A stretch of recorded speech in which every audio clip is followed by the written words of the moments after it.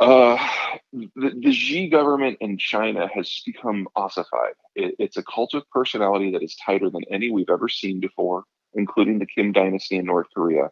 And there is no one who wants to bring Xi any information, not information that they think will make him mad, any information at all. And Mhm. so he's making a series of bad and increasingly disconnected from reality decisions. But it's the Ukraine war that I think has really changed the calculus. The Chinese use the Russians as kind of a canary when they're thinking of doing something. They let the Russians do it first, see how it comes out.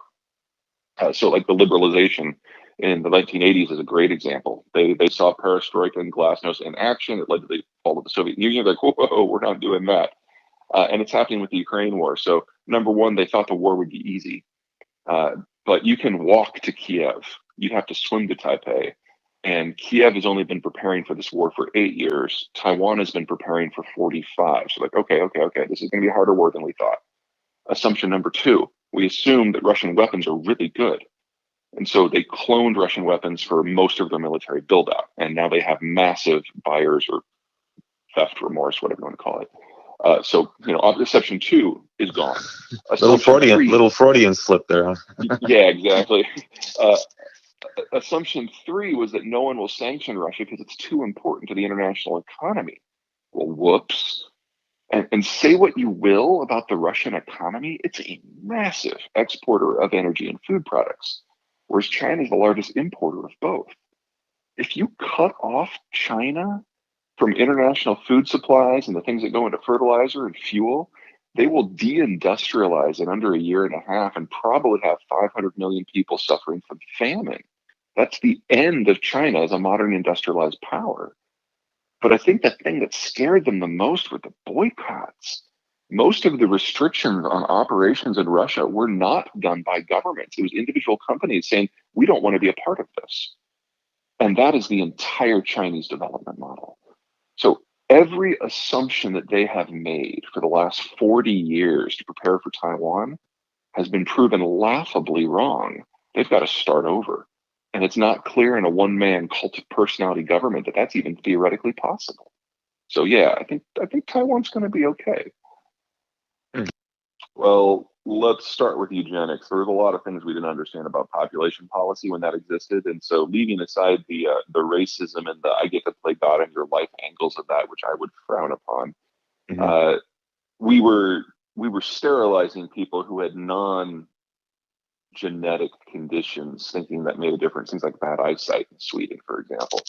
And so I would argue that our science had not yet cut up to what some bureaucrat thought was a brilliant idea.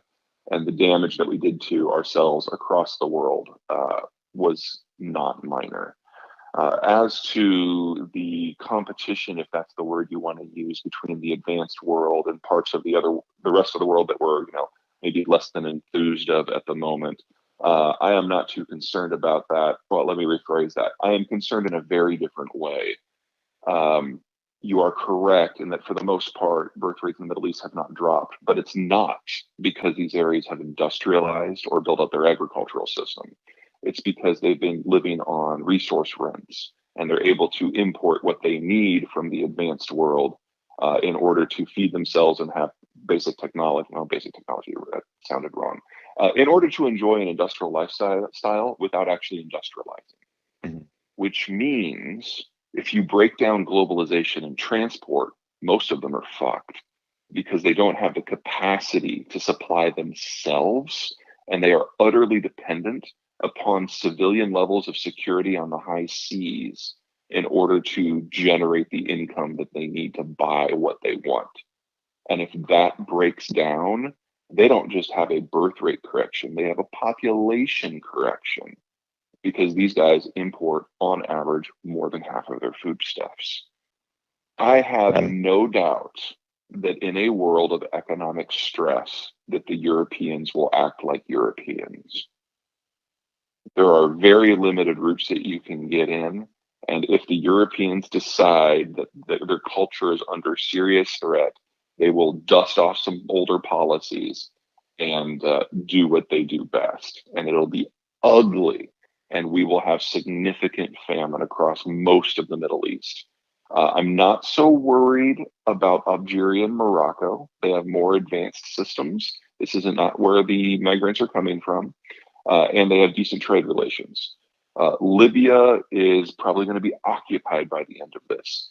Egypt will be terrifying. Egypt, if it switched all of its farmland to wheat, it still can't feed its population. So you're looking at losing at least a third of the population, assuming climate change doesn't cause a problem, assuming they can still import the fertilizers that they need.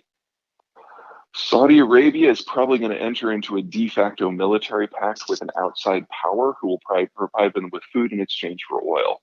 And you might see echoes of that in places like Kuwait or the UAE. But overall, I think we're going to see a lot less resource exports from the overall region. And that means we're going to have population adjustments. For the last decade or two, this transmigration issue has been an interesting test case because we've seen how the Europeans have responded to it in a period of physical security and economic growth.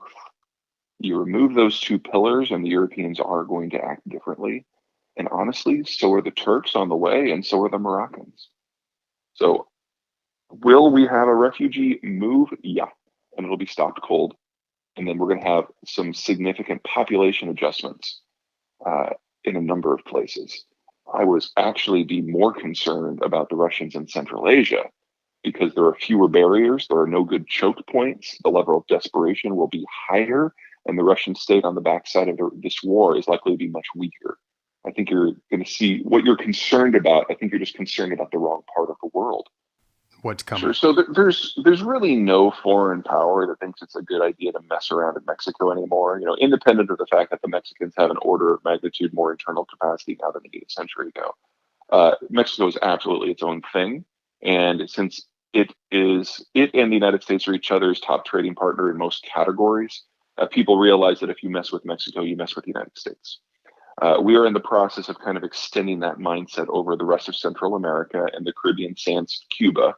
And in a world where the Chinese and the Russians are obsessed with local issues, I really do think Cuba is going to come in from the cold and we'll have a broadly productive relationship and they kind of join the NAFTA family, if you will. The opportunities there for manufacturing are actually quite impressive. That just leaves South America. And people forget that South America is not one thing. You've got your northern tier of Colombia and Venezuela, which are separated from one another, but have Caribbean frontage. We already have a free trade deal with Colombia, and we're in the early stages of seeing their integration into NAFTA structures. Ecuador, Peru, and Chile are separated from everyone else by the Himalayas. We already have a free trade deal with the Chileans, and relations with the Peruvians are reasonable. Ecuador is kind of its own thing. The only place where you can get integration within the region is the southern cone of Brazil, Argentina, and the Guays. But Brazil is dependent upon international trade. Argentina is not. So we can have that part of the world, which is further from us than Europe, kind of go its own way. And as long as we keep foreign powers from using the Western Hemisphere as a foothold, this is an easy carry. One of the reasons that the Monroe Doctrine worked, even though we didn't have a functional Navy at the time, the Western Hemisphere is a long haul from the Eastern Hemisphere's land masses, especially when you're talking about places like Japan or Europe that are far north instead of far south.